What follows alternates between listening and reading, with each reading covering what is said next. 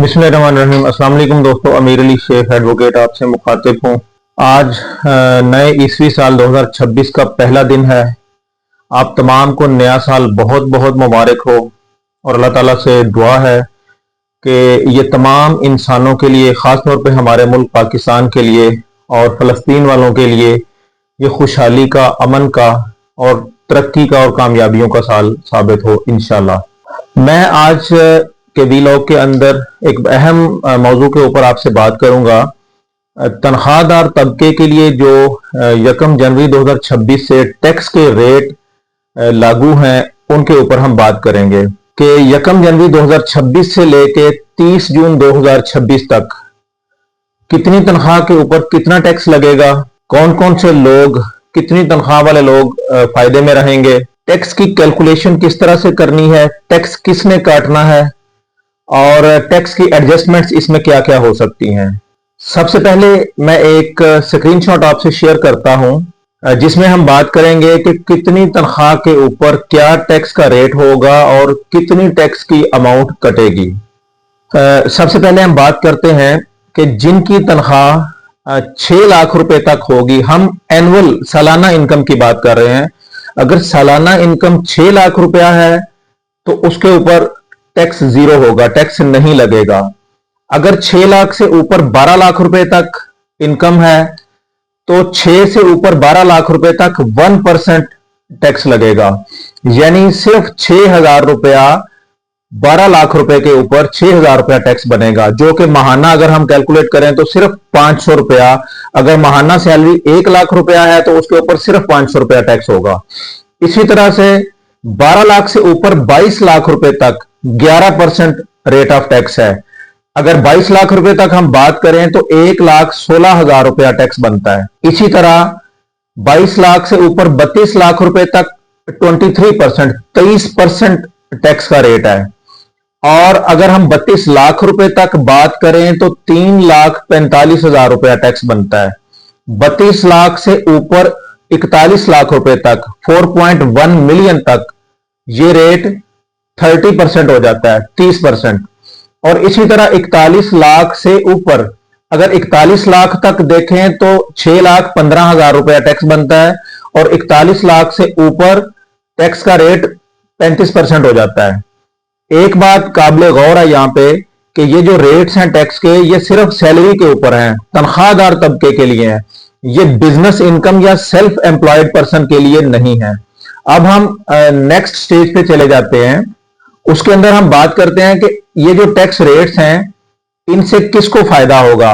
सबसे ज्यादा फायदा कम इनकम वाले लोगों के ऊपर है, जिनकी तनख्वाह पूरे साल की 6 लाख रुपए, यानी जो 50,000 रुपए तक महाना सैलरी लेते हैं उनकी इनकम एग्जेम्प्ट है, उसके ऊपर कोई टैक्स नहीं है। इसी तरह 50,000 से ऊपर 1 लाख रुपया तक जिसकी महाना सैलरी है उसको सिर्फ 500 रुपया लाख रुपए के ऊपर टैक्स देना पड़ता है। या अगर दूसरी तरह बात करें तो 6 लाख से ऊपर 12 लाख तक सिर्फ 1% है। अब हम बात करते हैं कि ये रेट्स कब तक एप्लीकेबल हैं। ये 30 जून 2026 तक ये रेट्स एप्लीकेबल हैं। 30 जून 2026 के बाद नए रेट्स आ जाएंगे। जब बजट आएगा 2026-27 का तो उसके अंदर यकीनन कोई ना कोई इसमें चेंजेस आ जाएंगी जो कि 1 जुलाई 2026 से एप्लीकेबल होंगी। अब हम अगले स्टेप पे जाते हैं कि इन रेट्स की जो कैलकुलेशन है ये बहुत इंपॉर्टेंट है। अक्सर हमें कॉल्स भी आती हैं और लोग पूछते हैं कि हमारी सैलरी के ऊपर टैक्स कैलकुलेट कैसे होता है। बाजुकात एम्प्लॉय को भी नहीं पता होता और तनख्वाह देने वाले एम्प्लॉयर को भी इन चीजों का नहीं पता होता। ये अहम नुक्ता है जिसको हर बंदे को मद्देनजर रखना चाहिए टैक्स की कैलकुलेशन करते हुए और एम्प्लॉयज का टैक्स काटते हुए। हमेशा सालाना सैलरी की जो कैलकुलेशन होती है, सालाना सैलरी के ऊपर टैक्स को कैलकुलेट किया जाता है। अगर फर्ज करें किसी बंदे को तनख्वाह मिलनी शुरू हुई है या उसकी जॉब स्टार्ट होती है जनवरी 2026 से और उसको तनख्वाह मिलती है जून 2026 तक, अब उसको तनख्वाह इन 6 महीनों में मिल रही है, उससे पहले उसकी जॉब नहीं थी। अब यहां पे उसको 1 लाख रुपया सैलरी मिली। अब 1 लाख रुपया पर मंथ के हिसाब से 6 महीने जनवरी से लेकर जून तक उसको सैलरी मिली 6 महीनों की 6 लाख रुपया, इसके ऊपर टैक्स नहीं लगेगा क्योंकि हमने 12 महीनों में जितनी उसने तनख्वाह हासिल की उसके ऊपर टैक्स को कैलकुलेट करना है। पिछले 6 महीने तो उसकी सैलरी थी नहीं, उसकी जॉब नहीं थी, उसको तो सिर्फ सैलरी 6 महीनों में मिली, तो 6 महीनों की जो तनख्वाह होगी वो पूरे साल पे डिवाइड हो जाएगी, 12 महीनों पे डिवाइड होगी, तो वो 12 महीनों में भी तो उसकी तनख्वाह सिर्फ 6 लाख रुपया है ना, तो 6 लाख रुपए के ऊपर टैक्स नहीं बनेगा। जब भी हमने टैक्स की कैलकुलेशन करनी है, हमने उसकी पूरे 12 महीनों की यानी फाइनेंशियल ईयर के अंदर उसने सैलरी कितनी ली उसको कंसीडर करना है और उसका टैक्स कैलकुलेट करना है और उसको 12 के ऊपर डिवाइड करके उसकी पर मंथ सैलरी में से टैक्स काटना है। और एम्प्लॉयर का फर्ज है कि उसका टैक्स डिडक्ट करे, जब उसको सैलरी दे टैक्स काट के सैलरी दे, और जैसे ही वो टैक्स काटे विद इन 7 डेज वो गवर्नमेंट ट्रेजरी में सरकारी खजाने के अंदर ये टैक्स जमा करवा दे। और इसके बाद एक अहम चीज, अब सारे तनख्वाहदार लोग ये समझते हैं कि अब हमारा क्योंकि टैक्स एम्प्लॉयर ने काट लिया है या जिस ऑर्गेनाइजेशन में हम काम करते हैं उन्होंने हमारा टैक्स काट लिया है, अब हमारे ऊपर ये फर्ज नहीं है कि हम अपना गोशवारा जमा करवाएं या टैक्स रिटर्न फाइल करें। ये बिल्कुल गलत है। टैक्स रिटर्न फाइल करना हर उस बंदे के लिए लाजमी है जिसकी तनख्वाह के ऊपर टैक्स कटता है। ये एम्प्लॉयर की या ऑर्गेनाइजेशन की ड्यूटी नहीं है, उसकी ड्यूटी सिर्फ टैक्स काटना और जमा करवाना है। ये एम्प्लॉय की अपनी जिम्मेदारी है कि वो अपना गोशवारा अपनी पूरी जिम्मेदारी के साथ जमा करवाए, और जब वो नहीं जमा करवाता तो फिर एफबीआर की तरफ से उसको पेनल्टी का, रिटर्न ना जमा करवाने के ऊपर पेनल्टी लगती है, उसका नोटिस आ जाएगा।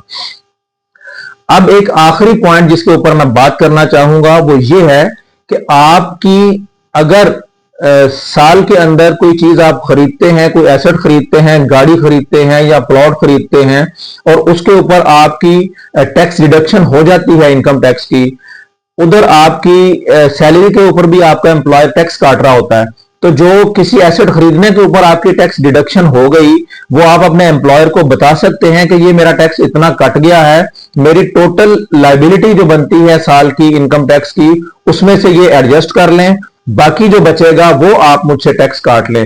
तो एम्प्लॉयर की ये जिम्मेदारी है कि वो जो आपकी टैक्स डिडक्शन है उसका एविडेंस आपसे ले और आपकी जो लायबिलिटी बनती है टैक्स की, जो उसने हर महीने आपकी तनख्वाह में से काटना होता है, उसमें उसको एडजस्ट कर ले और बाकी का टैक्स पर मंथ आपकी सैलरी में से काटता रहे। मैं इसकी आपको लाइव एग्जांपल दे देता हूं। फॉर एग्जांपल आपकी पूरे साल की टैक्स लायबिलिटी जो है वो 50,000 रुपया बनती है। आपने कोई गाड़ी खरीदी, उसके ऊपर टैक्स आपका 10,000 रुपया कट गया। अब 10,000 आपका टैक्स कट गया, आप अपने एम्प्लॉयर को बताएं कि ये 10,000 रुपया मेरा पहले ही कट चुका है, मेरी साल की लायबिलिटी 50,000 रुपया बनती है, उसमें से 10,000 रुपया माइनस करके आप 40,000 रुपया मेरी सैलरी के अगेंस्ट आप टैक्स काटें। वो पूरे साल में 40,000 रुपए को 12 महीनों पे डिवाइड करके तो आपका टैक्स उस हिसाब से एडजस्ट कर लेगा और उतना टैक्स आपकी सैलरी में से माइनस करता रहेगा। और ये जो टैक्स ऑलरेडी गाड़ी के ऊपर आपका 10,000 कट गया, जब आप अपनी टैक्स रिटर्न फाइल करेंगे सालाना तो ये आपकी टैक्स रिटर्न में पहले ही आ चुका होगा और उधर से आपकी सैलरी के ऊपर जो एम्प्लॉयर ने टैक्स काटा होगा वो भी 40,000 वहां पे आप ले लेंगे, 10,000 की ये उसमें एडजस्टमेंट लेके टोटल 50,000 रुपए की आपकी जो टैक्स डिडक्शन होगी वो आपकी लायबिलिटी के अगेंस्ट एडजस्ट हो जाएगी और इस तरह से आपकी टैक्स रिटर्न कंप्लीट हो जाएगी। आज के दिनों के अंदर ये चीजें हमने जो एक सैलरी पर्सन के ऊपर उसकी सैलरी के ऊपर जो टैक्स बनता है, जो टैक्स की कैलकुलेशंस हैं उसके हवाले से हमने डिस्कस किया। उम्मीद है कि ये इंफॉर्मेशन आपके लिए काफी मुफीद रही होगी और आपको पसंद आई होगी। तमाम सैलरीड पर्सन्स के लिए, तनख्वाहदार लोगों को जरूर इसको शेयर कीजिएगा और हमारे चैनल को जरूर सब्सक्राइब कीजिएगा ताकि टैक्स और बिजनेस से रिलेटेड आने वाली अपडेट्स के बारे में हम आपको आगाह करते रहें। Thank you.